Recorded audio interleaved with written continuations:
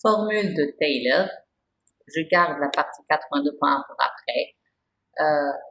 La partie 82.2, vous la connaissez du cours 1101, formule de Taylor avec reste intégral. Si vous avez f de l'intervalle i jusqu'à r, une fonction de classe c'est n plus 1, donc elle est continue jusqu'à la classe, juste avec, et la dérivée, elle existe jusqu'à n plus 1 et elle est continue, soit à x appartenant à i, il existe c'est un réel entre a et x, tel que f de x c'est f de a plus f' de a, x moins 1, etc. Donc, cette formule-là, vous la connaissez.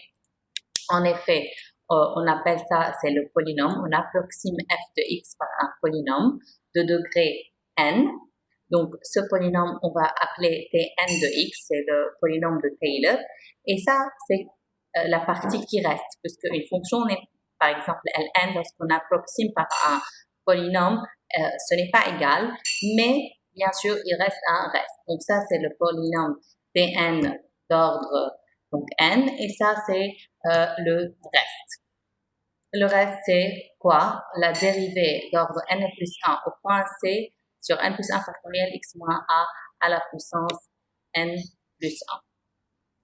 Et aussi, vous avez appris, je veux passer jusqu'à 4.2.3, formule de Taylor-Young. Aussi, ça, vous connaissez du premier cours, du premier semestre. Là, dans ce cas-là, on a besoin que f soit de fonction c'est n, donc on n'a pas besoin de la dérivée n plus 1, alors qu'avant, on a besoin que f soit d'ordre c'est n plus 1, donc la dérivée d'ordre n plus 1 existe. Dans ce cas-là, pareil, f de x, c'est le même polynôme de Taylor, Tn, plus ça, c'est le reste, qui est de la forme x moins a à la puissance n, epsilon de x. Donc, ces deux parties-là, vous les connaissez. Et aussi, vous savez, Maclaurin, cela veut dire que lorsque on approxime autour de, ou bien on fait pour a égale à 0. Donc, résumé si vous voulez, il y a 3 formules de Taylor. J'ai passé la première, je vais reprendre, qui s'écrivent toutes sous la même forme. F de x, c'est le polynôme de Taylor d'ordre n plus un reste. Tn est toujours le même.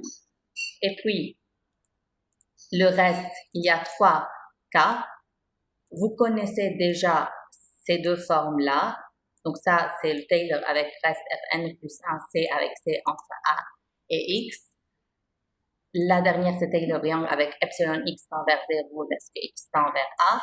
Et la troisième qui est nouvelle, c'est de forme intégrale. Donc vous avez intégrale de a à x sur n factoriel, dérivée d'ordre n plus 1t, x moins t à la puissance n dt. Donc, on reprend la première forme. Donc, dans ce cas-là, puisque vous avez dérivée d'ordre n plus 1, désolé, mais aussi pour le reste intégral, vous avez d'ordre n plus 1, puisque vous avez d'ordre donc n plus 1, donc la fonction f doit être de classe Cn plus 1.